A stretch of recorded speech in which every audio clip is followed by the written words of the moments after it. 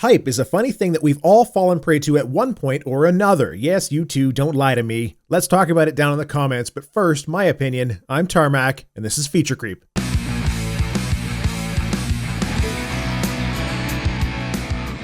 It's hard to avoid hype in the video game industry. I'm a victim of it myself, if victim can be considered the right choice of words. Try as I might to avoid it, I've also been a part of building some degree of hype myself. Any YouTuber who does video game videos that are anything but factual has some kind of role in this. So I wanted to talk a bit about how the hype cycle functions, and also why it works.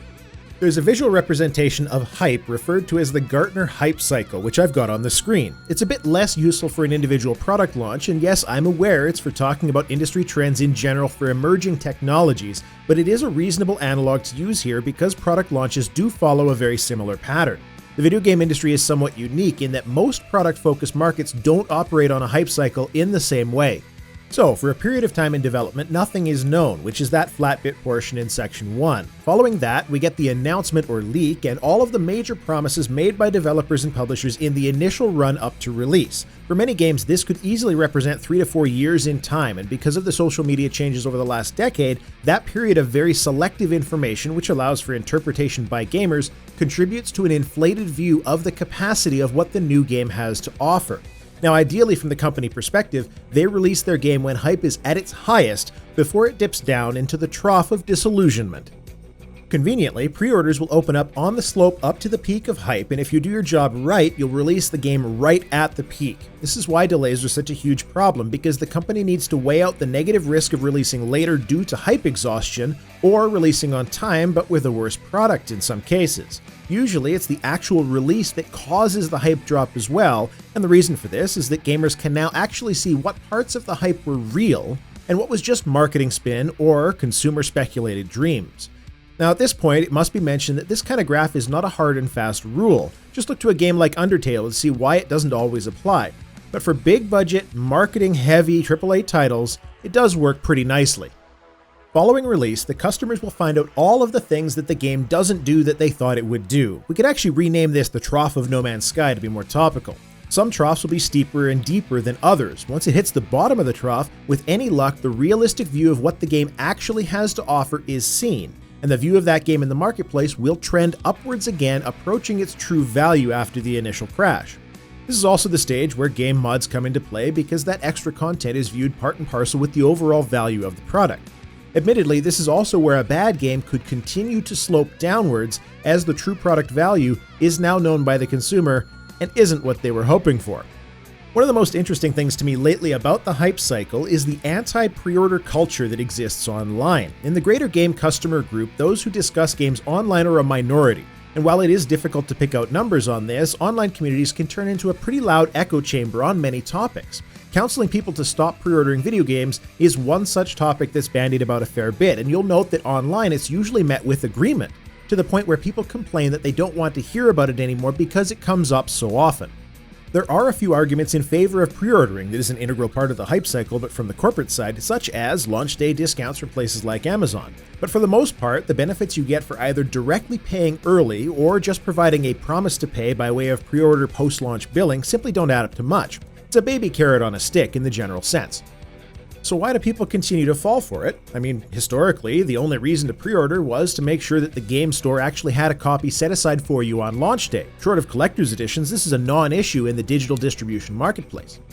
It all stems from the hype cycle marketing, and there is a factor that is often excluded from discourse. Every game is someone's first pre-order. Just ponder that for a moment. The game market is constantly adding new customers, and as every old gamer passes away or just stops playing, gamer parents spawn new gamer kids. And as kids who want to play games grow up and out of educational toddler nonsense, they want real games. So they beg mom and dad to pre-order the next big game that they heard about on Snapchat, Airbnb, or whatever the hell kids use to get game news these days. That was a joke, for the record, in case anybody is about to furiously explain to me what Snapchat is for. Each of these new customers has never been burned by pre-ordering a bad game before. It's as simple as that. They have no context, no reason to be skeptical. They believe the hype. Then there's the group who's been pre-ordering for a little while and still hasn't been burned. They haven't picked up a bad game yet. They're in the believer category as well.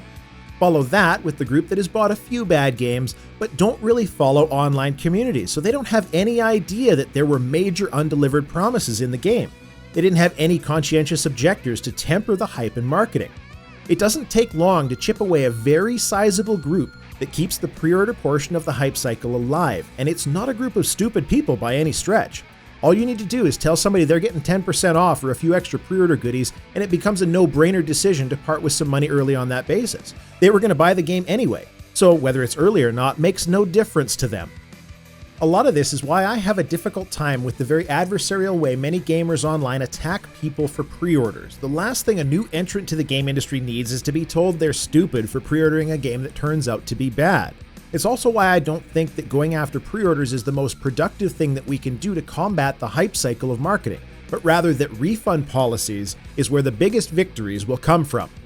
And this is where developer and franchise trust comes in. If you're like me, and you probably are since you're in the minority of the game industry and discuss or at least watch the implications of this kind of thing online, you know that trusting a developer is a bit of an iffy thing to do sometimes. It takes a lot to get that trust, and that's because you're holding the developer to a higher standard.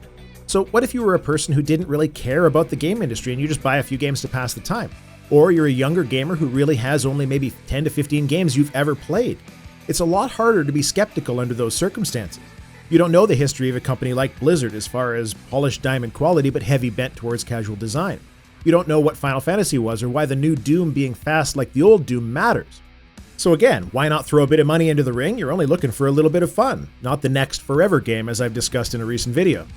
And just like people like you and I who engage in or watch discussions about games online, gamers of all kinds tend to congregate in groups. So much like the echo chamber of anti-pre-order culture, where I'm not telling you anything you don't already know by saying pre-ordering is a mistake, those people who are pre-ordering their first game, or just who haven't been burned yet, don't tend to hang out with gaming enthusiasts. For the most part, they will hang out with people who play the same games they do, have the same interests. So if they haven't been burned, then neither have their friends. And that's where the hype cycle propagates from one to the next. You pre-order a game because it looks interesting, and your friends do too. Basic stuff. To my mind, the hype cycle tends to die off as a person gets older. When you've seen all of the same promises over and over again, it becomes much easier to pick out the lies. No Man's Sky, for example, as I mentioned at the beginning of this, was easy to pick out. Infinite worlds pieced together by a computer algorithm designed by less than 20 people is going to be some kind of amazing experience for longer than a few minutes when compared to teams of hundreds of developers making finite, detailed experiences? No, of course it wasn't. But I'll bet you the majority of the buying demographic of the game was under 18. That's not to slight younger gamers, but it's just the reality of the situation. When one hasn't seen every trick in the book yet, getting tricked is easy. And all of those gamers who fell for the hype cycle of No Man's Sky are much less likely to pre-order the next game that comes around. An expensive lesson with a silver lining. So that's what the hype cycle is and why it's so successful, despite there of course being exceptions with some more experienced gamers still pre-ordering and hyping things up. What does strike me as the most damaging though is the echo chamber issue, as hypocritical as that probably sounds coming from a YouTube gaming enthusiast channel. No, the best way to combat the hype cycle and bring people back down to earth is telling sons and daughters, younger brothers and sisters, nieces, nephews, and grandchildren in many cases to hold off on that game until the reviews come in. Help them look for reviews, show them where to find that information, or getting them genuinely great games that are already out. And taking the debate to the store platforms like Steam to get their refund policies in line with brick-and-mortar retail stores. There's a reason why many industries have specific laws about advertising to children, unlike the game industry that intentionally markets mature-rated games to children even.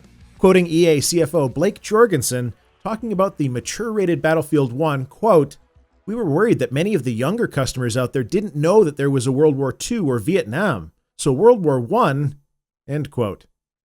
Yeah, he said that. Unfortunately though, as with many lessons in life, sometimes the only way to know how much the stove hurts is to put your hand on the burner. It'd just be nice if there weren't so many salivating executives sitting on your shoulder suggesting that it'll be great.